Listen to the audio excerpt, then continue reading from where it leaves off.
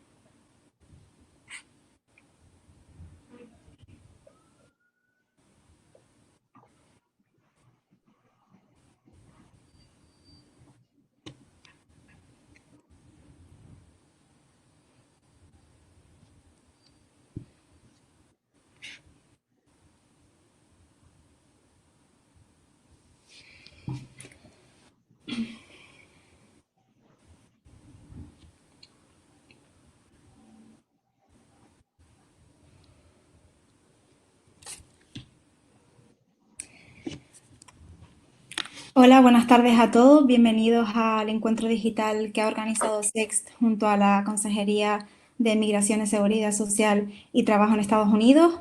Yo soy María Pérez y formo parte del equipo de SEXT y ellas son Lucía Ortiz Sanz, la consejera, y Pilar González de Orduña Cereijo, que es la secretaria general de la consejería. Bueno, antes de que ellas comiencen, quería comentarles que pueden preguntar durante toda la sesión, pero que estas preguntas vamos a darle paso al final de la presentación en una ronda en la que ellas les responderán. Y nada, ya les dejo con ellas. Pues muchas gracias, María. Bienvenidos, buenas tardes o buenos días a todas las personas que se han unido a este webinar. Como ha dicho María, soy Lucía Ortiz, la consejera, y junto con mi compañera Pilar González de Orduña Vamos en un periodo de 35-40 minutos intentar ir a las cuestiones principales sobre las que nos suelen consultar la comunidad española aquí en Estados Unidos. El tiempo es limitado, con lo cual habrá cuestiones que igual no podemos profundizar o no quedan abordadas, pero señalaros a todos que bueno, nuestro trabajo es atender a la comunidad española y, por supuesto, responder a cuantas preguntas de manera bilateral por correo electrónico nos queráis plantear en Estados Unidos @mitramis.es. No os preocupéis porque al final de la sesión hay una pantalla, una slide donde aparece. La Consejería de Estados Unidos de Trabajo, Seguridad Social y Migraciones en Estados Unidos, lo veis en esta diapositiva, se encuentra ubicada en la Embajada. Es una oficina integrada por 6 personas, un equipo, como decimos, que atiende a cuestiones de consultas, de asesoría a la comunidad española. También tenemos funciones de representación de nuestros ministerios de los que dependemos funcionalmente, tanto el Ministerio de Trabajo y Economía Social español como el Ministerio de Inclusión, Seguridad Social y Migraciones en España. Y bueno, pues nos ubicamos, como decimos, en la Embajada para atender a una comunidad aproximada de unos más de 180.000 españoles en Estados Unidos, con lo cual apostamos mucho por los medios electrónicos. Tenemos en este sentido o mantenemos unas redes sociales bastante activas donde os animamos a que nos sigáis en Facebook, en Twitter y ofrecemos información de utilidad y actualizada. Y así también tenemos 2 webs, ¿no? Una web más dedicada al empleo, que a lo mejor las personas que quieren venir a este país por empleo en Estados Unidos puede consultar, y una web de la consejería con aspectos un poquito más prácticos y desde una visión de la gente que está ya aquí. Nuestra labor, como señalo, es de representación de nuestros ministerios ante las autoridades americanas y ante la Organización de Estados Americanos. Asistimos a la comunidad española en todas las consultas de asistencia sanitaria, desempleo en España, seguridad social. Hacemos la interlocución muchas veces con las entidades de seguridad social españolas para cuestiones concretas y consultas. Y básicamente estamos a vuestro servicio, o sea que nuestra razón de ser son los españoles, es la comunidad española con la que mantenemos con las asociaciones y centros españoles en Estados Unidos una estrechísima relación. La presentación, como digo, va a ser un bloque, vamos a ir quizá un poco ligeros para poder abordar varios aspectos, pero estaremos encantadas de contestar al final de la presentación a vuestras preguntas y lo vamos a hacer en un bloque para abordar estos derechos sociolaborales. Pilar va a empezar hablando de una materia fundamental, que es todo el pilar de la seguridad social, y posteriormente yo abordaré cuestiones de asistencia sanitaria de los españoles que vivís en Estados Unidos cuando os desplazáis a España y ayudas también al retorno a través de ayudas del desempleo y otras cuestiones puntuales. Antes de dar paso a Pilar y para concluir esta introducción, señalaros la importancia que tiene que los españoles que residen en Estados Unidos estéis inscritos en los registros consulares del consulado de la demarcación en la que viváis. ¿Por qué? Porque va a ser luego muy necesaria la prueba de residencia, va a ser mediante el registro en los consulados españoles, como la administración española va a saber que sois residentes en este país. Y además porque es obligatorio, hay una ley que obliga a ello, ¿no? La situación administrativa y la situación real de la persona debe coincidir. Bueno, y sin más, ahora doy paso a Pilar y volveré con vosotros un poquito más adelante. Hola a todos, estoy encantada de estar aquí con vosotros. Lo primero, bueno, espero que estéis bien, tanto en España como aquí en Estados Unidos. Y bueno, como os ha dicho Lucía, yo en esta primera parte de la charla voy a hablar del sistema de seguridad social español. Unas pinceladas muy básicas, porque el sistema de seguridad social español es muy complejo y tenemos el tiempo muy justito. Pero es fundamental que para que luego tengáis tiempo para preguntar vuestro caso concreto y podamos responderlo correctamente, muy general, ¿no? ¿Y qué es el sistema de seguridad social? ¿Qué es un sistema de seguridad social? Bueno, pues es un sistema de protección social de un Estado, ¿no? Cuyo fin último es garantizar prestaciones sociales concretas e individualizadas ante determinadas contingencias, pues bien enfermedades o bien accidentes. Entonces, el sistema de seguridad social español tiene una acción protectora muy amplia. Esa acción protectora tan amplia, bueno, pues ahora mismo solamente voy a centrarme en lo que son las pensiones. ¿Por qué? Bueno, pues porque son numerosas las preguntas que nos llegan a la consejería en relación con estas prestaciones, sobre todo de jubilación, y bueno, porque realmente son las pensiones el mayor gasto que tiene ahora mismo España, ¿no? Con más de 9,5 millones de pensionistas. Dentro de las pensiones, pues comenzar por la joya de la corona, la pensión de jubilación. La voy a explicar con un poquito más de detenimiento en las siguientes diapositivas, pero bueno, simplemente apuntaros ahora que la pensión de jubilación se ha complicado enormemente en los últimos años, con el único fin de poder asemejar cada una de las características de diferentes colectivos de trabajadores a su situación real. En seguridad social decimos que es una jubilación hoy en día a la carta, por la gran variedad de tipos de jubilaciones que hay, ¿no? Ya hablaré un poquito más detenidamente en la siguiente diapositiva. En cuanto a el segundo gran bloque de pensiones, se refiere a las de muerte y supervivencia. Quizás por ese nombre no resulte conocido, pero son las denominadas pensión de viudedad, orfandad y en favor de familiares. Estas pensiones se conceden cuando el titular del derecho fallece. ¿De acuerdo? Entonces, las personas que están a su alrededor, si cumplen una serie de requisitos, pueden tener derecho a una pensión. Y por último, pues las pensiones de incapacidad permanente. Evidentemente, en función de un grado de discapacidad, se conceden diferentes prestaciones de incapacidad permanente, desde una cantidad a tanto alzado como puede ser una gran invalidez en las que se concede pues una cuantía notablemente alta porque se entiende que una persona necesita de otra para poder realizar las labores fundamentales de la vida, ¿no? Y eso es las pensiones. Hay muchas más prestaciones en la acción protectora del sistema de seguridad social, incapacidades temporales, prestaciones de maternidad, paternidad, riesgo durante el embarazo, prestaciones a los padres que tienen niños con cáncer, lactancia. Pero aquí, bueno, pues nos vamos a centrar en las pensiones. Por supuesto, si tenéis dudas, al final, pues os podemos contestar alguna con respecto a otro tipo de prestaciones. Pensión de jubilación. Bueno, pues la pensión de jubilación, como todas las pensiones del sistema y prestaciones del sistema, hay que cumplir unos requisitos para tener derecho a ellas. Quiero hacer una puntualización aquí, porque cuando yo estoy ahora mismo hablando del sistema de seguridad social español, me refiero al sistema contributivo. Es decir, una persona contribuye al sistema y entonces adquiere unos derechos. Si cumple unos requisitos, junto con esos derechos adquiridos, tiene derecho a una prestación económica contributiva. Y no me voy a referir en absoluto al nivel asistencial. El nivel asistencial, que evidentemente existe, es en función de unas rentas mínimas y no tiene nada que ver con las contribuciones, ¿de acuerdo? Es para aquellas personas con un umbral muy bajo de ingresos. Entonces, volviendo a los requisitos que se exige para la pensión de jubilación. Bueno, pues en concreto son dos. El primero, la edad. Como es lógico, para acceder a la pensión de jubilación hay que tener una edad mínima, una edad ordinaria. En el 2020 se exigen 65 años y 10 meses para poder jubilarte. Si no tienes esa edad, no te puedes jubilar. ¿De acuerdo?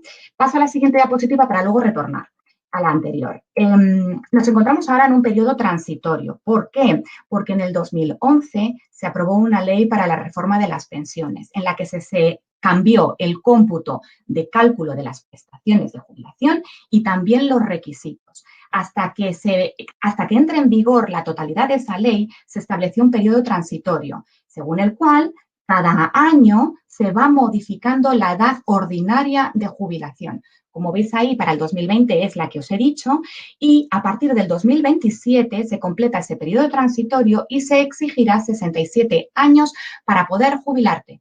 No te podrás jubilar antes a menos que tengas unas largas carreras de cotización y de ahí es que en cada año se divide en dos celdas, ¿no? Si en el 2020, en este año, tienes más de 37 años cotizados, entonces sí que te puedes jubilar con 65 años sin tener ningún tipo de penalización, ningún tipo de coeficiente reductor en tu jubilación.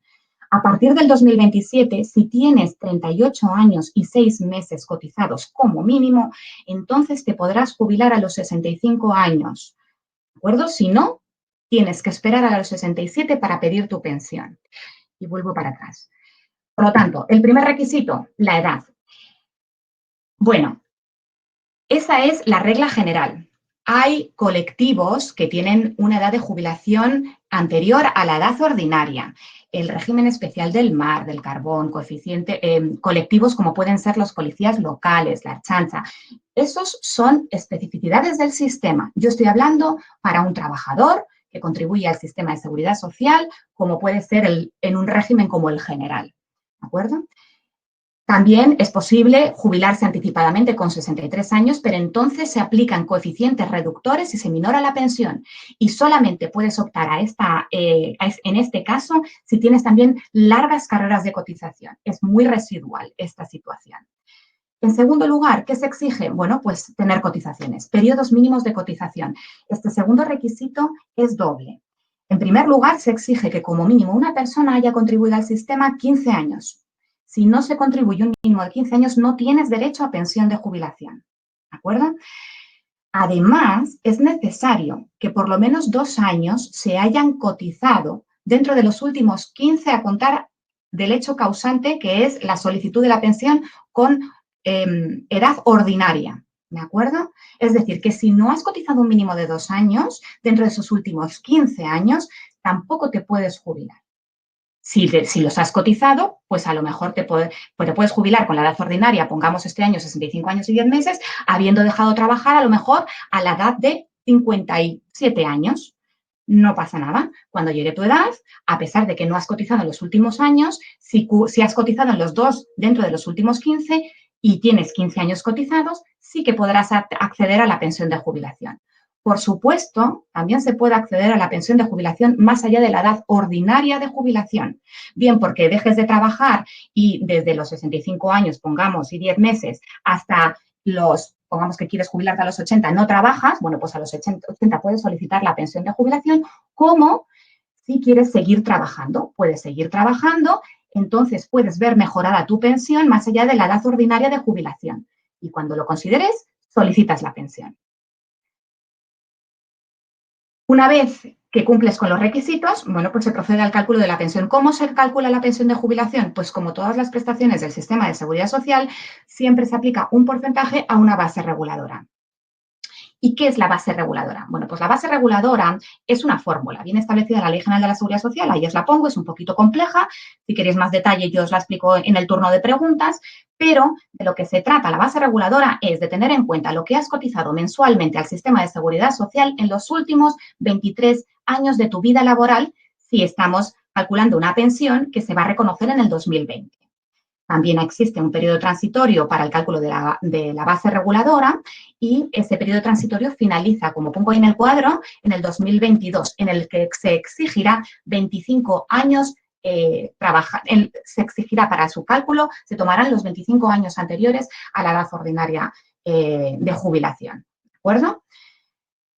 ¿Y qué son las bases de cotización? Esas bases que se utilizan para la base reguladora. Bueno, pues la base de cotización es una definición un poco compleja en la Ley General de la Seguridad Social. Para simplificar, podemos decir que la base de cotización es la suma de todas tus retribuciones. Con lo cual, coged una nómina española y veréis que después de todos vuestros conceptos retributivos hay una sección que se explica lo que contribuyes al IRPF, Hacienda, y lo que contribuyes a la Seguridad Social. ¿De acuerdo? Lo que contribuyes a la seguridad social, te ponen la base de cotización que se está utilizando y el porcentaje que se va a aplicar. Para los del régimen general, un 4,7. ¿De acuerdo? Entonces, esa base de cotización, normalmente, como os digo, es la suma de todas vuestras retribuciones. Normalmente hay conceptos retributivos que se excluyen. Si la base de cotización, si la suma de todas vuestras retribuciones, es muy alta, superior a unos topes que se determinan cada año en una orden de cotización, entonces se dice que vuestras retribuciones están topadas y no se cotiza por el total de vuestras retribuciones, sino por una base tope máximo. ¿vale? Igual que hay también un tope máximo, hay un tope mínimo. Entonces, con esas bases de cotización que vienen vuestras nóminas mensualmente son las que se van a utilizar para calcular la base reguladora de vuestra pensión de jubilación. Bien, una vez que se tiene calculada la base reguladora, se aplica un porcentaje. Este porcentaje es en función del número de años cotizados al sistema de seguridad social español. Como hemos dicho que como mínimo para la pensión de jubilación es necesario 15 años cotizados, si solamente has cotizado 15, entonces tendrás derecho al 50% de esa base reguladora. ¿Cuántos más años? Pues incrementa el porcentaje a aplicar hasta un máximo de 100% con 37 años cotizados. Inciso, como ya os he dicho antes, si seguís trabajando más allá de la edad ordinaria de jubilación, vuestro porcentaje se puede ver incrementado y incluso se puede superar el 100% del porcentaje máximo establecido. Es decir, cuantos más años tengas, puedes superar el 100% si has cotizado más de 37 años.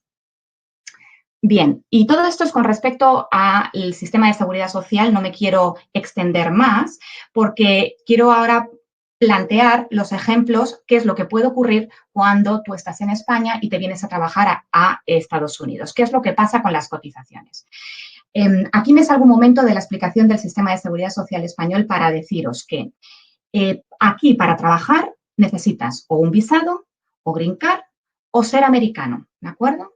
Entonces, para conseguir un visado y trabajar aquí, hay que hacerlo desde España, ¿vale? No vale venirse aquí con un visado temporal, las denominadas estas, ver si hay suerte y conseguir un visado de trabajo. Eso no ocurre, ¿vale? Hay que ir a estar en España, buscar en los buscadores de empleo, que hay un montón, y los mundiales, como puede ser Indeed o InfoJobs, también se utilizan aquí, ver qué ofertas de trabajo permiten, son a nivel mundial y las empresas patrocinan esos visados, aplicar y, bueno, pues si hay suerte, esa empresa te contrata y te patrocina el visado y te vienes con todo hecho. Green Card es algo más complejo, no se da fácilmente y, bueno, sí que deciros que hay una lotería de visas anualmente en el que, bueno, pues se puede aplicar. Cada país tiene un cupo de visas, de Green Cards, y entonces si te toca, pues ya tienes la Green Card y eso te da vía libre para venir a los Estados Unidos sin contrato de trabajo. Bien, dicho esto, retomo. ¿Qué pasa si tenemos la suerte y la oportunidad de venirnos a Estados Unidos porque una empresa de trabajo, bueno, pues nos ha contratado, ¿no? Y venimos aquí como sea, con una visa, con Green Card o como sea, o estamos aquí. ¿Qué pasa con nuestras cotizaciones en Estados Unidos, las que pagamos a Estados Unidos? ¿Sirven o no sirven para mejorar o cumplir los requisitos de nuestras pensiones españolas? Bueno, pues depende. Gracias a un convenio bilateral entre España y Estados Unidos, es posible que las cotizaciones que se pagan en Estados Unidos sirvan para nuestra carrera de cotización en España, pero con casos muy concretos. En primer lugar, hay que cotizar al sistema de seguridad social americano, ¿de acuerdo? Esto es un convenio entre administraciones, por lo tanto, hay que cotizar a la seguridad social española, que eso es obligatorio cuando se trabaja en España, y hay que cotizar a la seguridad social americana. Eso no es siempre obligatorio. Hay determinados colectivos que no cotizan a la seguridad social americana, cotizan a empresas privadas, fondos privados. Ese no es el caso porque es un convenio entre administraciones, insisto. Por lo tanto, los que estáis aquí, hay que ver tenéis que comprobar si efectivamente estáis cotizando a la Seguridad Social Americana y eso es tan sencillo como ir a vuestro W2, los impuestos que se presentan en el IRS, el modelo de impuestos que se presenta en el IRS, y hay una parte que pone Social Security. Bueno, pues veis si estáis o no contribuyendo en este documento, ¿de acuerdo? Entonces, ese es el primer requisito. El segundo requisito, que no lo pongo en la diapositiva. Este convenio solamente se aplicará cuando no se cumplen los requisitos mínimos exigidos en la ley para tener derecho a una prestación, sea la que sea, jubilación, muerte y supervivencia, incapacidad, ¿de acuerdo? Si no se cumplen los requisitos mínimos, entonces se puede aplicar el convenio bilateral y entonces es cuando se utilizan las cotizaciones que hayas pagado al otro país, ¿vale? Es un convenio bilateral, con lo cual todo esto es recíproco. Para no liarnos, vamos a suponer siempre que es el español que trabaja en España y se viene a Estados Unidos. Bueno, pues en este caso, las cotizaciones que hayas pagado a la Seguridad Social americana solo servirán cuando tú vayas a pedir una prestación económica en la Seguridad Social y no cumplas los requisitos que te exigen en la Ley General de la Seguridad Social para tener derecho a esa pensión o prestación. ¿De acuerdo? Si no, no se aplica el convenio bilateral.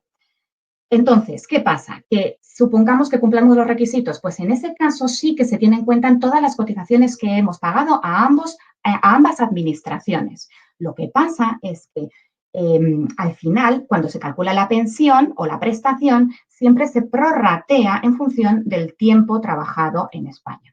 Vamos a poner un ejemplo para aclarar todo esto, que al principio es un poquito confuso. Vamos a ver, supongamos que estamos trabajando 10 años en España y, por supuesto, porque no que es obligatorio, cotizamos a la Seguridad Social española.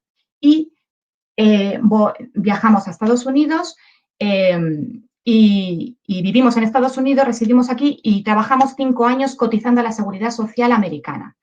Bien, pues vamos a verlo desde la perspectiva española. ¿Tengo derecho a una pensión, por ejemplo, de jubilación española con este panorama? Habiendo trabajado 10 años en España y habiendo trabajado 5 años y cotizado a la Seguridad Social americana 5 años. Bueno, pues en principio la Ley General de la Seguridad Social, como ya hemos visto, establece que la pensión de jubilación hay que cotizar como mínimo 15 años. Por lo tanto, no se cumplirían los requisitos para esta prestación. Así es que se aplicaría el convenio bilateral. Y entonces, ¿cómo lo aplicamos? Bueno, pues este convenio lo que te permite es totalizar los periodos de cotización. 10 años en España y 5 años en América. En este caso, no están superpuestos los periodos de cotización. Es decir, que ha sido primero 10 años y luego 5. En el caso de que hubiese, por algunas circunstancias que se pueden dar, periodos de cotización superpuestos a ambas administraciones, se tendría en cuenta aquel periodo de aquella administración que beneficiase al futuro pensionista. ¿De acuerdo? Entonces, en este caso simple, se totalizan los periodos y al final tenemos 15 años cotizados.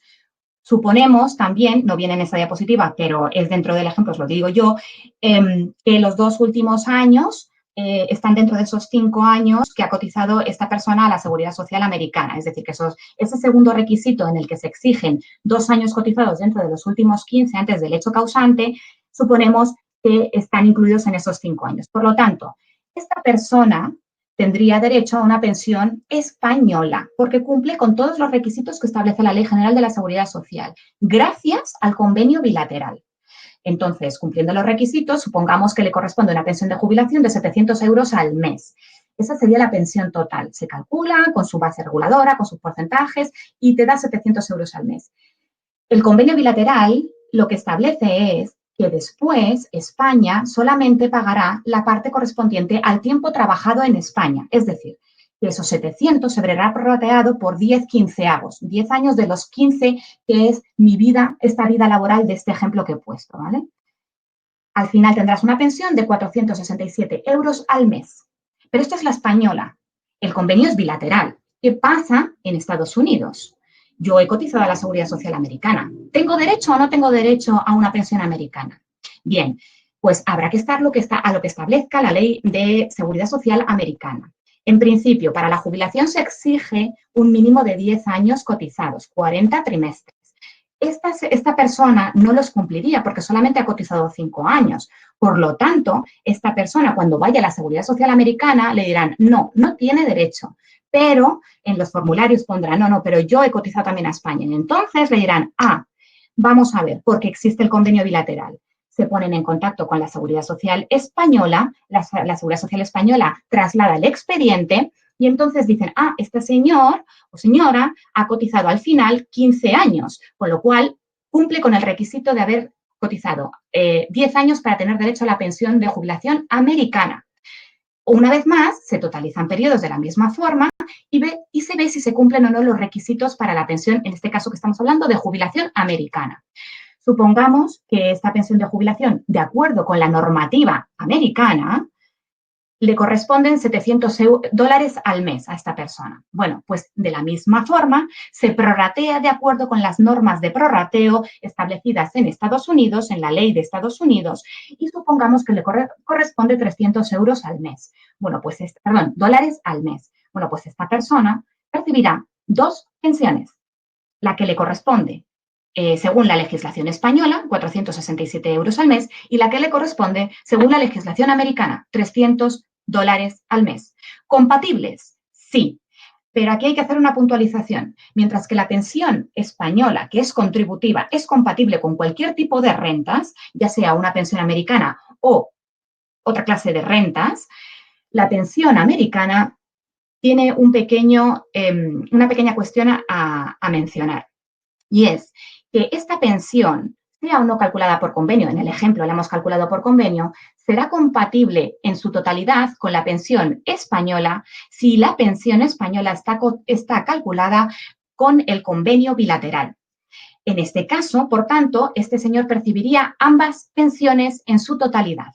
Si resultase que nosotros no tenemos 10 años cotizados en España, sino que tenemos muchos más y cumplimos todos los requisitos para tener derecho a la pensión de jubilación y nos corresponde una jubilación, una pensión, pongamos, de €1.000 al mes, esta pensión que no ha sido calculada por convenio bilateral, cuando haya que declarar las rentas a Estados Unidos, eso supondrá una minoración en la pensión americana. Esos €300 al mes tendrán un porcentaje de disminución debido a rentas correspondientes a pensión de jubilación española no calculada por convenio. ¿De acuerdo?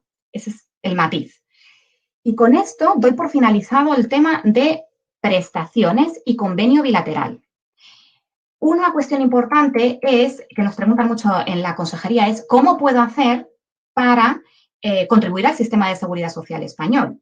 Por los motivos que sea. Bien, porque quiero al final tener una pensión nacional española, no una pensión española calculada por convenio, o bien porque, bueno, pues porque no cotizo a la seguridad social americana y quiero o bien cumplir los requisitos para mis prestaciones económicas en la seguridad social o ver mejorada mis prestaciones económicas en la seguridad social.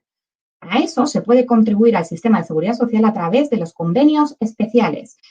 Todo esto es un poco lío porque estamos hablando de los convenios bilaterales, que es entre administraciones, y luego hablamos de la figura del convenio especial. Y esto es como un contrato entre la administración, la Tesorería General de la Seguridad Social y el solicitante del convenio, mediante el cual se compromete a pagar una cuota mensual o trimestral para contribuir al sistema como si estuviese trabajando en seguridad en España, ¿de acuerdo? En un sistema de seguridad social.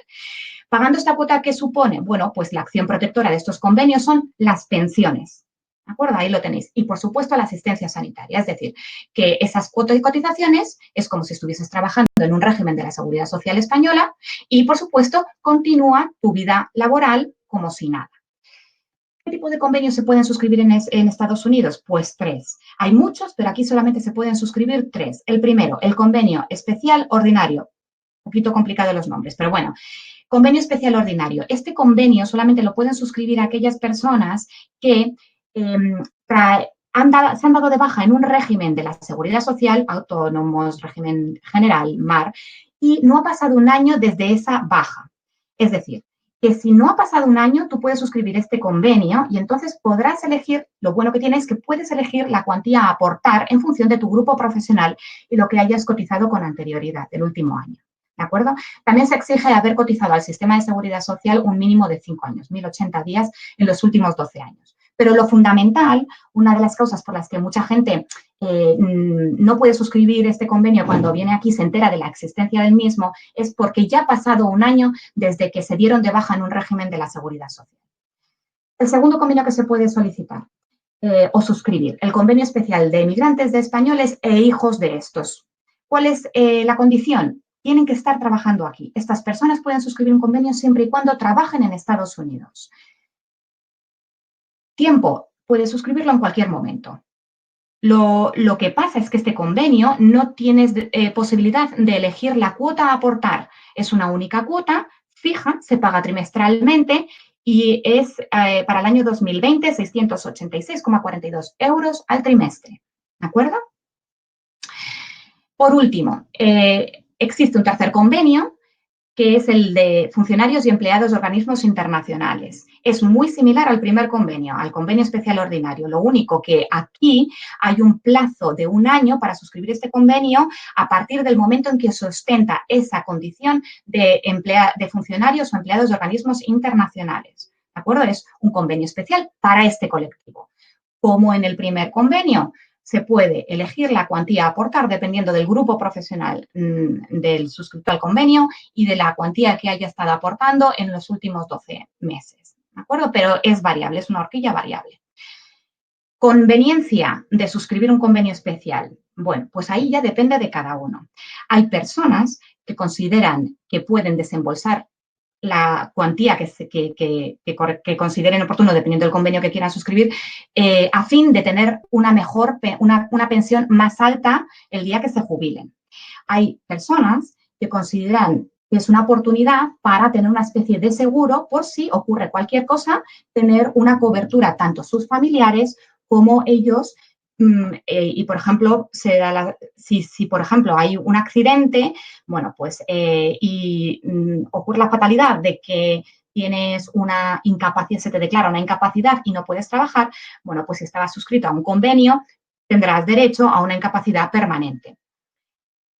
Y, bueno, por supuesto, hay muchas más razones, lo que pasa es que eso ahí ya depende de cada uno y si hay, y luego, y me olvido del caso fundamental, que es que mucha gente suscribe un convenio a modo de inversión. Bueno, yo pago ahora una cuantía a fin de tener una mejor pensión o cumplir los requisitos para tener una pensión de jubilación el día de mañana. Eso es una de las causas principales por las que nos pedís suscribir este convenio y, bueno, lo único que hay que ver es el dinero que vais a desembolsar mientras estáis cotizando mediante este convenio y si lo queréis a modo de inversión, cuántos años vais a tardar en recuperar esa inversión. ¿De acuerdo? Más allá de eso, como digo, es una cuestión personal y hay muchos motivos por los que se quieran suscribir un convenio. Y hasta aquí es mi exposición sobre el sistema de seguridad social español. Ahora le doy la palabra a Lucía, que os va a hablar sobre la prestación de asistencia sanitaria cuando viajáis temporalmente a España. No sé si Lucía has podido compartir ya pantalla. Estoy en ello, vamos a ver si vale. Podemos. A ver, vamos a ponerlo en modo. ¿Se ve correctamente? No. Se ve. A ver, espera. Perdonar, vamos a ver. Volvemos a intentarlo. Compartir pantalla. Vamos a ver. A ver. Esperar un segundo, que tengo que entrar aquí. ¿Se ve ahora, Pilar? No. No se ve. A ver. ¿La tienes abierta en modo diapositiva? Sí. Bueno, si quieres te la comparto yo. Vale, venga, vamos ¿Sí? a perdonar Venga. esto. Sí, no, si no yo te voy avisando que tengo aquí un pequeño. Venga, pues un pequeño no, bueno, bueno, más o menos, a ver, si no me das un toque, vale, espera un segundo, por favor. Sí. A ver. Ya, ¿no?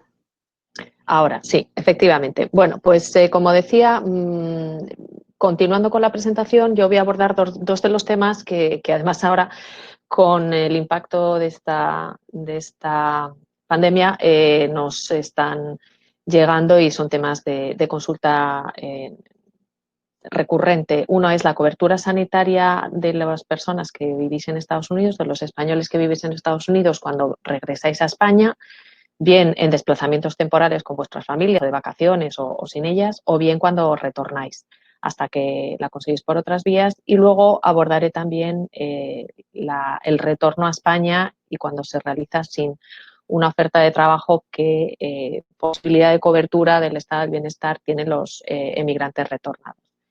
Bueno, pues empezando con la cobertura sanitaria en España, hay que tener en cuenta que quién tiene en primer lugar normalmente cobertura sanitaria viviendo en España? Pues aquellos que trabajan porque la tienen por estar de alta en la Seguridad Social o ser pensionistas, o aquellas personas desempleadas o que han terminado ya una prestación de desempleo, y en general todas las personas que residen legalmente en nuestro país. Pero el colectivo de españoles emigrantes que viven fuera de España y trabajan fuera de España no está en ninguno de estos casos.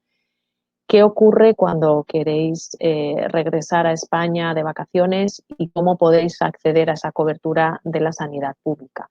Bueno, pues gracias a un Real Decreto, el 8/2008, se previó una fórmula mediante la cual aquellos trabajadores españoles de origen, cuando regresan temporalmente a España, y sus familias pueden obtener esa cobertura de la sanidad pública que reconoce el Instituto Nacional de la Seguridad Social. ¿Qué hay que cumplir? Pues una serie de requisitos y aportar una serie de prueba documental. El primero, ser español de origen. Bueno, ¿qué es eso? Un poquito más para atrás, Pilar, perdón.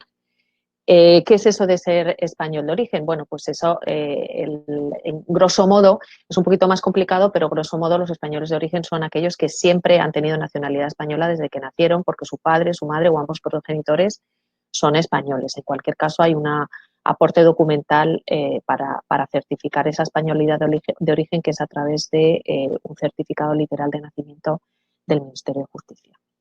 Pero además de ser español de origen, para tener derecho a esa asistencia temporal cuando viajo a España, necesito ser trabajador por cuenta propia o ajena en este país o ser pensionista, para lo cual también se va a exigir una serie de aporte documental.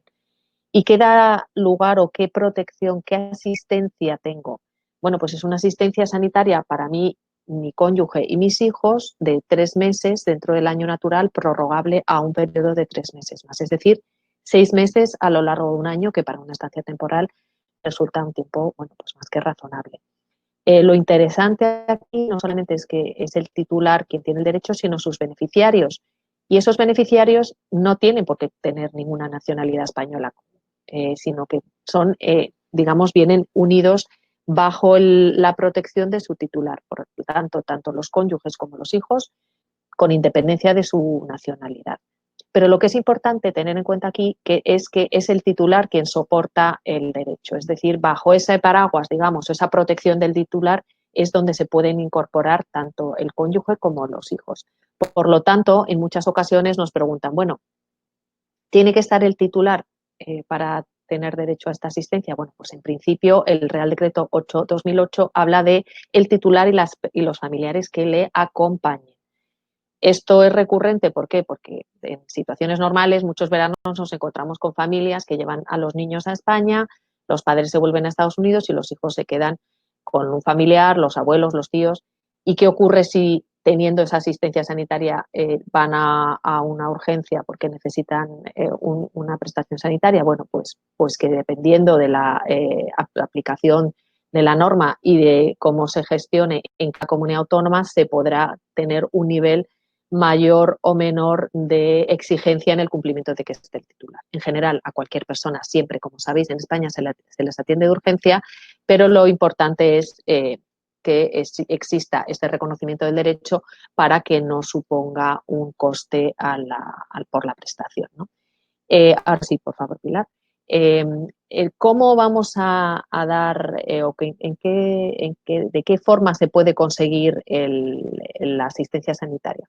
A ver si pasamos a la siguiente. Ahí, perfecto, gracias.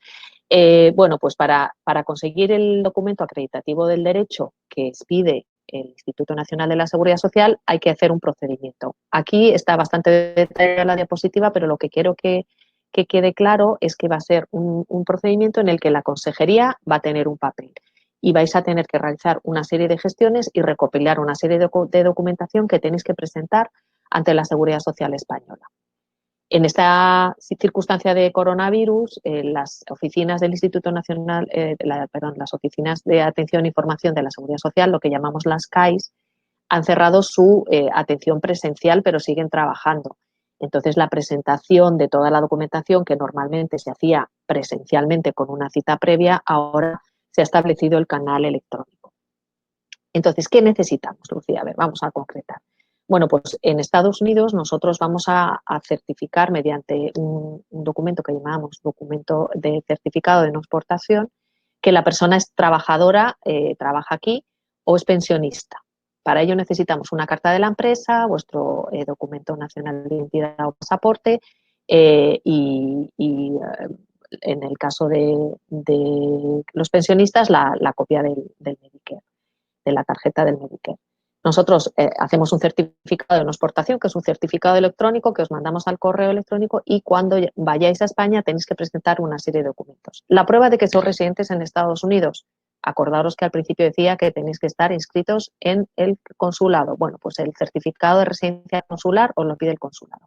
Tenéis que aportar además una serie de formularios de solicitud cumplimentados para vosotros y vuestros familiares y en el caso de que pidas para vuestros familiares, copia del libro de familia, ¿vale? Y además, el certificado que hemos emitido nosotros, como digo, el certificado de no exportación y el certificado que os ha emitido el consulado, el certificado de residencia consular.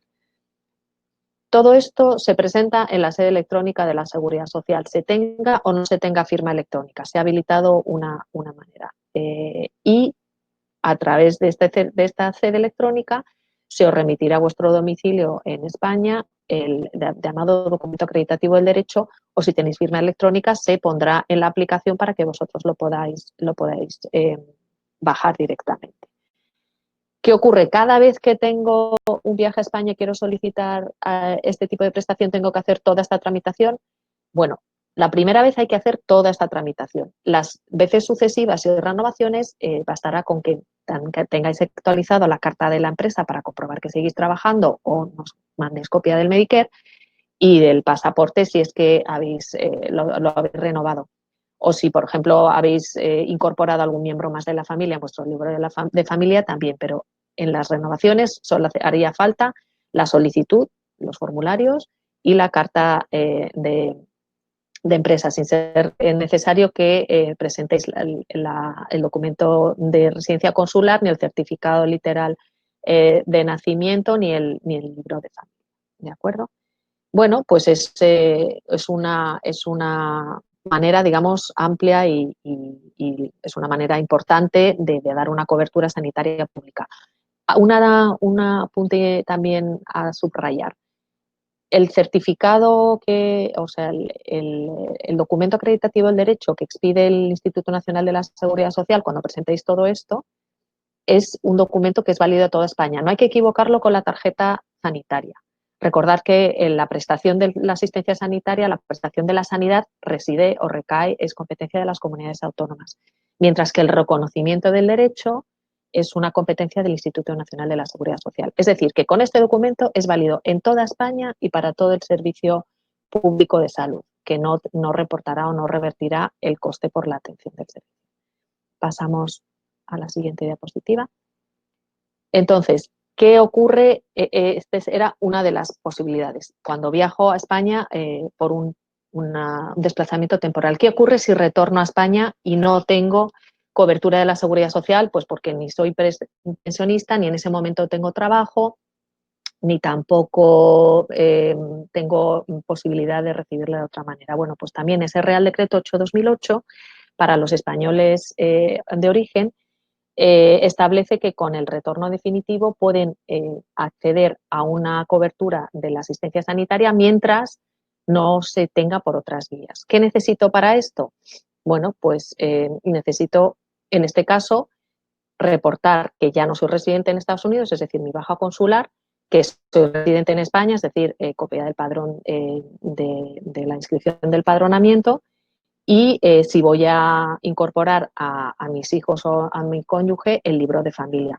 En este caso también se realizaría ante una oficina de información, de atención e información de la Seguridad Social, ante un CAIS, que vuelvo a señalar, en este momento de pandemia están en las oficinas, el servicio presencial está suspendido, pero se puede presentar ante la sede electrónica de la Seguridad Social. Y las condiciones, digamos, son las mismas, es decir, que es el titular el que tiene que ser español de origen y los familiares pueden ser españoles o no. Y se mantendrá este tipo de cobertura en tanto en cuanto no se tenga de otra manera. Podemos pasar a la siguiente diapositiva.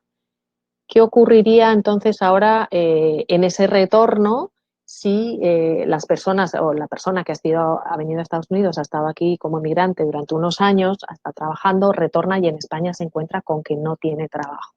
Bueno, pues el Servicio Público de Empleo Estatal, como parte de ese estado del bienestar, tiene una previsión de acceso a una serie de prestaciones o subsidios de desempleo para esa persona.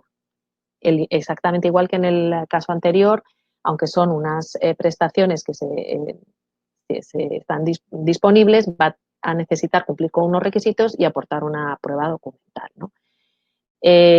Voy a abordar las dos principales fórmulas, tanto la de prestación por desempleo, en el caso de que hubieras cotizado antes de salir de España durante una serie de tiempo, y el subsidio de desempleo en el caso de que no hubieras cotizado antes de emigrar de España o hubieras cotizado y hubieras utilizado esas cotizaciones, ¿no? En el caso de la prestación por desempleo, ¿qué es necesario cumplir? Bueno, pues en la condición de migrante retornado, ahora os explicaré cómo se obtiene ese certificado de migrante retornado, se necesitaría en primer lugar estar en situación de desempleo, estar inscrito como demandante de empleo y mantenerse inscrito durante toda la actividad y cumplir con las condiciones que ello conlleva y, como digo, tener un número de cotizaciones previas al hecho migratorio, en concreto 360 días cotizados por desempleo en los 6 años anteriores a salir de España, ¿no? Y no haberlos utilizado. Esta prestación, digamos que es la misma prestación de desempleo que tendría un español que nunca ha salido de España si ha cotizado. Es decir, las cuantías son las mismas que en el desempleo, se cotizaría en base de los no migrantes, en una base reguladora del 70%, se aplicaría una base reguladora del 70% durante los 180 primeros días del cálculo de la prestación y el 50% de la base reguladora a partir del día 181. Ello da lugar a que la duración de esa prestación, bueno, pues en función de lo cotizado, será mayor o menor. La mínima duración es de 120 días y se podrá extender hasta un máximo de 2 años. Muy bien, ¿y qué ocurre si en este caso yo soy una persona que he venido aquí a trabajar a Estados Unidos y retorno a España, pero no tengo esas cotizaciones acumuladas? Bueno, pues entonces se puede acceder al subsidio de desempleo. Hay varios tipos de subsidio, pero me voy a centrar en el subsidio de desempleo, digamos, de migrante retornado a secas, porque es, digamos, el fundamental y se parece mucho a los otros dos, que están condicionados por una renta activa de inserción de migrantes o para los emigrantes mayores de 52 años. En general, al igual que en el caso anterior, por supuesto hay que ser un inmigrante retornado, estar inscrito como demandante de empleo y en este caso haber trabajado en Estados Unidos un mínimo de 12 meses en los 6 años anteriores a retornar a España. Esos 12 meses pueden ser en bloques o puede ser al menos 12 meses sumados diversos meses que se ha estado trabajando, pero tiene que ser un tiempo mínimo de ese año. Y además tiene un tope de rentas porque es un subsidio.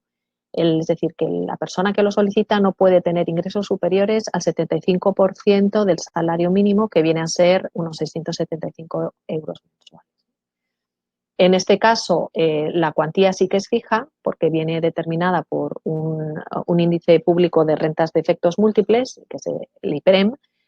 La cuantía es el 80% de ese índice, que según la última actualización, que es del 2019, se sitúa en unos 430 euros mensuales. ¿Y por cuánto tiempo voy a poder estar cobrando este subsidio? Bueno, pues en principio se prevé durante 6 meses, aunque se puede renovar durante otros 2 periodos hasta los 18 meses, ¿vale? Entonces, tenemos esas 2 modalidades. Bueno, y tanto en la prestación como el subsidio de desempleo es necesario tener en cuenta que hay que hacer un procedimiento para hacer esa comprobación de que la persona ha sido migrante y que ha trabajado en Estados Unidos. Por eso, en la siguiente diapositiva está la explicación, grosso modo, del procedimiento. No voy a detenerme excesivamente en él, pero es importante tener en cuenta 2 cosas. Primero, que la consejería, nosotros vamos a adherar el trabajo, a confirmar que el trabajo que habéis realizado en Estados Unidos se ha hecho cumpliendo con la normativa americana, es decir, habéis cotizado en la Seguridad Social, tenéis vuestros W2, una carta de empresa que diga exactamente las fechas que habéis cotizado aquí para poder calcular el tiempo exacto, esos meses trabajados. Nosotros vamos a adverar la documentación que normalmente os solicitaremos que lo hagáis antes de regresar a España. Si se os olvida, tampoco es tan importante porque las áreas de trabajo de las delegaciones y subdelegaciones del Gobierno nos pueden solicitar esa adveración. Lo también fundamental es que esta adveración es para una cuestión concreta y es el lograr vuestro reconocimiento como emigrante retornado, el certificado de emigrante retornado que os va a dar el derecho a solicitar la prestación del subsidio, ¿vale? Y para llegar a esa certificación, una vez que regreséis a España, debéis inscribiros en el padrón y, sobre todo, ir rápidamente al Servicio Público de Empleo Estatal a inscribiros como demandantes de empleo, porque tenéis tan solo 15 días desde que regresáis y vais a pedir la prestación por desempleo y un mes si pedís el subsidio. Una vez que estáis inscritos como demandante en el SEPE, vais al área de empleo de la delegación o de trabajo, la delegación o subdelegación, presentáis la documentación de vuestro trabajo en Estados Unidos y una vez que obtengáis el certificado de migrante retornado, podéis solicitar la prestación de nuevo al SEPE. Pasamos la diapositiva. Bueno, pues como todo en esta gestión y esta tramitación, hay que tener en cuenta que afortunadamente, y más lo hemos visto en esta pandemia, en la Administración General del Estado español cada vez es más importante el mantener unos servicios electrónicos y una actividad vía electrónica. En España, en ese sentido, estamos, se puede decir que bastante modernizados, evidentemente con espacio para la mejora, pero es una forma de gestión que la mayoría de las personas están familiarizadas con ella. Por eso, apuntaros que tanto el Servicio Público de Empleo Estatal como la Seguridad Social poseen sedes electrónicas. Es más, como me refería cuando hablaba de la asistencia sanitaria, en el caso de la sede electrónica de la Seguridad Social ha habilitado el poder hacer gestiones en esa sede por estas circunstancias especiales del COVID sin necesidad de firma electrónica. Pero normalmente cualquier interacción en sede electrónica lleva aparejado en la necesidad de interactuar mediante una firma electrónica. Hay varios tipos, tenéis el tipo de firma electrónica de clave, tenéis el DNI electrónico que podéis descargaros el certificado y tenéis también, entre otros, el certificado digital de la Fábrica Nacional de la Moneda y Timbre, que es el que correspondería a ese CERES.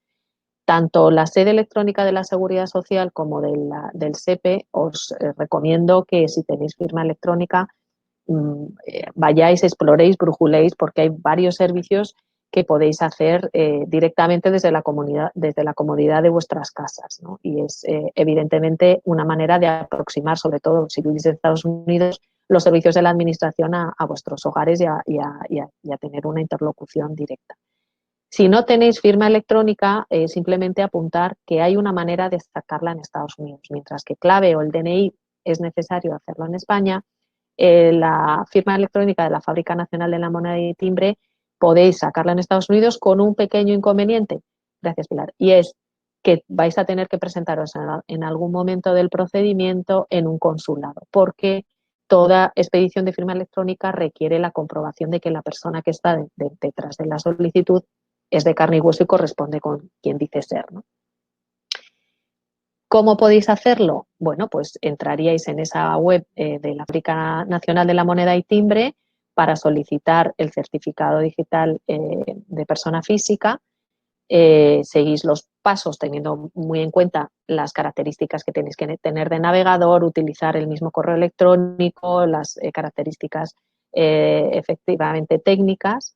Llega un momento que se os genera un código de solicitud con el cual os personaréis previa cita en los consulados, el Consulado General de España donde estéis inscrito o donde corresponda estar inscrito, y en ese consulado hacen una gestión para desbloquear el procedimiento y en unos pocos días podéis descargar el certificado de firma electrónica y ya podéis interactuar. Y con esto, y pasamos ya a la diapositiva final, quedaría un poco nuestra presentación concluida no sin antes recordaros que todas las dudas que no podamos solucionar ahora en el turno de preguntas, estaremos encantadas de hacerlo a través del correo electrónico estadosunidos@mitramis.es, mitramis con 2 S. Animaros a que nos sigáis en redes sociales, en Facebook, en Twitter, que visitéis nuestra página web, con poner Consejería de Trabajo Estados Unidos en cualquier buscador, tenéis acceso a nuestra web, y también que consultéis nuestras más de 100 preguntas frecuentes en la página web, que puede dar respuesta a muchas dudas prácticas. Y con esto pasamos un poco al turno de preguntas. Muchísimas gracias por vuestra atención. Bueno, pues yo les voy a ir pasando algunas de las preguntas que he recogido durante la sesión. La primera fue si a los 15 años los trabajo todos en Estados Unidos, ¿también tengo derecho a la jubilación en España? Vamos a ver, para tener derecho a la jubilación en España y aplicar el convenio bilateral, es necesario haber contribuido al sistema un mínimo de 1 año, ¿vale? Es decir, que como mínimo hay que cotizar a España 1 año, a algún régimen de la Seguridad Social española. Si no, no se puede aplicar el convenio bilateral. Vale. ¿Podrían decirnos posibles páginas web para buscar empleo en Estados Unidos? Pues mira, nosotros tenemos en una web que se llama Web Empleo Estados Unidos, ¿vale? Que se puede buscar en cualquier buscador, y ahí hay un montón de pestañas con información, y entre ellos una pestaña de cómo buscar empleo, y nos referimos a diferentes webs que están aquí, digamos, puestas al día y se utilizan con frecuencia. En la Web Empleo Estados Unidos, buscarla, está bajo el paraguas del ministerio, y tiene información no solamente de cómo buscar empleo, sino también cómo preparar un currículum, cómo hacer una entrevista, cuestiones relativas a visados, que había alguna pregunta de visados, la vida en Estados Unidos. Hay un montón de información útil para gente interesada en venir y en probar la vida americana y el hacer encontrar aquí un trabajo. Pues paso a la siguiente. ¿Qué diferencias hay entre la firma electrónica digital y certificado electrónico digital? Bueno, cuando hablamos de firma electrónica o certificado electrónico nos referimos básicamente a lo mismo. Hay varias maneras de denominarlo, ¿no? Cada tipo de firma electrónica, bueno, pues según lo importante de las 3 que he mencionado, de CERES, del DNI electrónico o sea, de la Fábrica Nacional de Moneda de Timbre, del DNI electrónico clave, es que son 3 de las más utilizadas para interactuar con la Administración General del Estado, ¿vale? Pero todas ellas, la idea es que básicamente lo que permiten es que comprobar con la firma electrónica tiene la misma validez que si estuvieras haciendo una firma manuscrita, ¿no? Es que en unas comprobaciones de seguridad que te permiten interactuar con la Administración electrónicamente sin necesidad de estar, por lo tanto, en persona, y facilitar muchísimo la tramitación ante la Administración pública. Tengo el EAD, pero debido al cierre de oficinas de la Seguridad Social me falta obtener un número de la Seguridad Social. ¿Podría empezar a trabajar sin el número? Bueno, en principio en Estados Unidos no se exige tener antes de trabajar el número de seguridad social, aunque sí que no es un requisito sine qua non. Lo que ocurre es que la empresa sí que debería solicitarlo, o el trabajador sí que debería solicitarlo, para por lo menos presentar un documento que pueden expedir como de resguardo de estar esperando al número. A esta persona, como depende de la seguridad social norteamericana, lo que quizá le vendría mejor es ir a la página de la Social Security Administration, y ahí hay algún teléfono de contacto para ver si pueden darle alguna indicación respecto a cuándo van a abrir las oficinas de seguridad social, porque el trámite de la Social Security es absolutamente necesario a posteriori, o sea, justo en el momento no, pero que sea la Social Security Administration que pueda darle mayor precisión a esta respuesta por la situación en la que nos encontramos, ¿no? Es decir, Vale, pues las siguientes preguntas ya son de visados y no sé si se les podría redirigir a lo mejor a alguna página o que manden un correo electrónico. Bueno, en el tema de la política de visados, como hay algunas que están vinculadas con el cierre de la expedición de visados en Estados Unidos, estas preguntas normalmente las están contestando los consulados generales de España.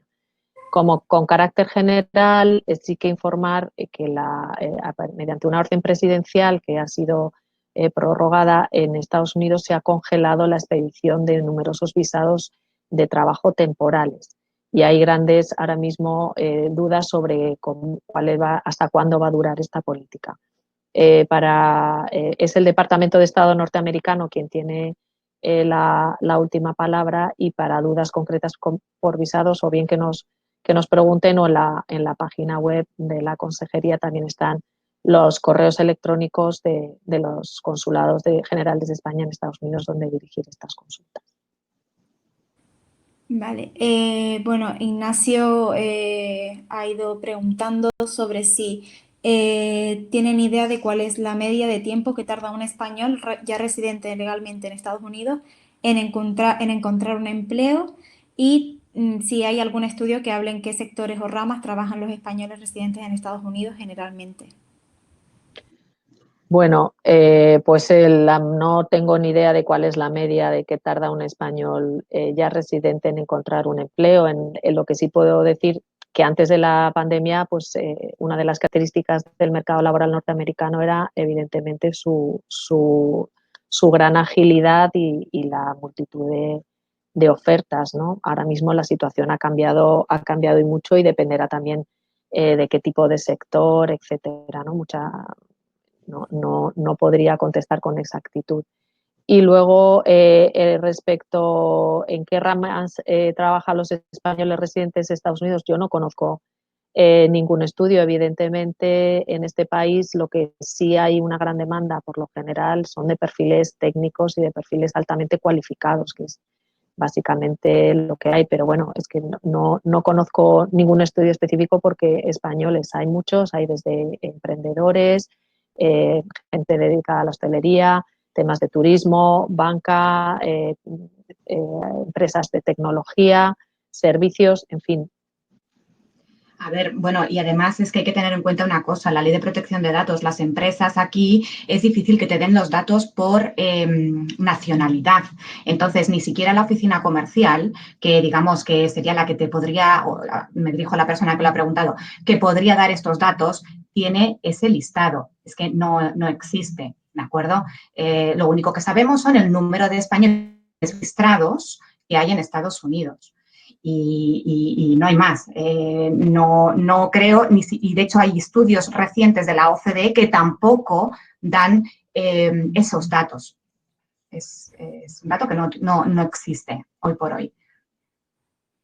Vale, y luego hay una pregunta sobre la cobertura sanitaria que creo que ya lo trataron en las diapositivas, pero esta persona lo preguntó después. ¿Cuánto dura la cobertura sanitaria para los retornados? A ver, cuando se retorna a España, la cobertura sanitaria del retornado se mantendrá una vez, mientras no se tenga acceso a ella por otros medios. Es decir, no hay una duración estipulada. Mientras no se tenga derecho por otra vía, se mantendrá esa asistencia sanitaria. Habrá que ver el caso concreto, evidentemente. Vale, y bueno, acaban de preguntar si la inscripción en un consulado de España debe ser en persona o se puede tramitar aportando documentación telemáticamente. Bueno, dependerá mucho de la situación, de la evolución de la pandemia y del consulado. En general, la inscripción en un consulado habrá que estar a lo que consulte con el consulado de la demarcación concreta, porque sí que ha habido en alguna ocasión alguna gestión que se ha permitido telemáticamente. Entonces, mejor que consulte con el consulado de la demarcación concreta, tanto en la web de la Embajada de España como en nuestra web. están una relación de consulados con los correos genéricos a los que se pueden dirigir. Vale, bueno, esta pregunta es un poco más personal. No sé si me inscribí en la Seguridad Social con clave y no solicité el código de activación por correo. Ahora no puedo entrar y no sé cómo solucionarlo. ¿Saben ustedes cómo podría solicitarlo? A ver. Vamos a ver, si ha solicitado el código por clave, entiendo que se tiene que personar en España. Si es el que se refiere al de la Fábrica Nacional y Moneda y Timbre, son 2 pasos. Si ha pasado el plazo, tendrá que volver a solicitar el código, ¿de acuerdo? Ese me refiero al CER, el de la Fábrica Nacional y Moneda y Timbre, que es el único que puede solicitarse aquí porque te puedes personar en el consulado. Pero son 2 pasos. Si ha caducado, se ha perdido o cualquier cosa, pues habrá que solicitarlo de nuevo. Y si no, pues irse a España y buscar otro tipo de certificado. Sí, añadir a esto, en ese otro tipo de certificado, generalmente muchas personas no han llegado a activar o se les ha pasado si tienen el DNI electrónico. Ahora habrá que estar un poco a las condiciones que rijan por la situación de pandemia en España, pero normalmente en las comisarías tienen unas máquinas donde, en función, ya digo, de hace cuánto tiempo que no han renovado los certificados, se puede interactuar directamente con esa máquina y renovar los certificados o el certificado electrónico del DNI, que es otra de las posibilidades. Y bueno, ya vamos a ir dando lugar a las últimas preguntas. ¿Dónde se tramita el convenio especial ordinario? A ver, el convenio especial ordinario se puede tramitar en la sede electrónica de la Seguridad Social, ¿de acuerdo? Ciudadanos, afiliación y altas, ahí hay un apartado que son convenios especiales. Hay muchos, hay que buscar el convenio especial ordinario, ¿de acuerdo? Con certificado digital. También, si tenéis problemas, nos escribís a la consejería y nosotros o bien intentamos resolver esos problemas técnicos o bien, por supuesto, en comunicación con la Tesorería General de la Seguridad Social, o bien, bueno, pues podríamos ver de qué forma se puede suscribir ese convenio por otros medios, a través nuestro, claro. Vale, pues no habría en principio más preguntas. No sé si alguien quiere preguntar. No sé, bueno, igualmente, muchas gracias a todos por asistir. Y sí, la presentación por correo electrónico se enviará y el vídeo también de esta sesión la publicaremos en nuestro canal de YouTube. Así que, en principio, bueno, aquí hay otra pregunta. Buenos días, ¿se podría solicitar el certificado electrónico si estás viviendo en Estados Unidos? ¿Se puede hacer online o a través del consulado? Sí, esto como ya lo hemos indicado, en el caso de la gente que se encuentra en Estados Unidos, el único certificado electrónico que puede solicitar es a través de la página web de la Fábrica Nacional de la Moneda y Timbre. En la presentación que te facilitaremos, María, para quien quiera tenerla, está el enlace y va a exigir en esa tramitación, va a exigir la personación en un consulado en un momento dado. O sea que va a tener, se puede hacer, pero exige en un momento del procedimiento presentarse en el consulado para certificar la identidad de la persona que lo solicita. Vale, pues estupendo. Pues ya daríamos por terminada la sesión. De nuevo, muchas gracias a todos y estén atentos a sus correos electrónicos para la presentación. No sé si ustedes quieren decir algo, Lucía y Pilar. Pues nada, agradecerte, María, todo el trabajo que has hecho para traernos aquí, toda la ayuda y a todos los asistentes, bueno, pues recordarles que seguimos a su disposición para cualquier consulta, que por favor nos escriban, que estamos teletrabajando y trabajando presencialmente y estaremos encantados de atender cualquier consulta adicional.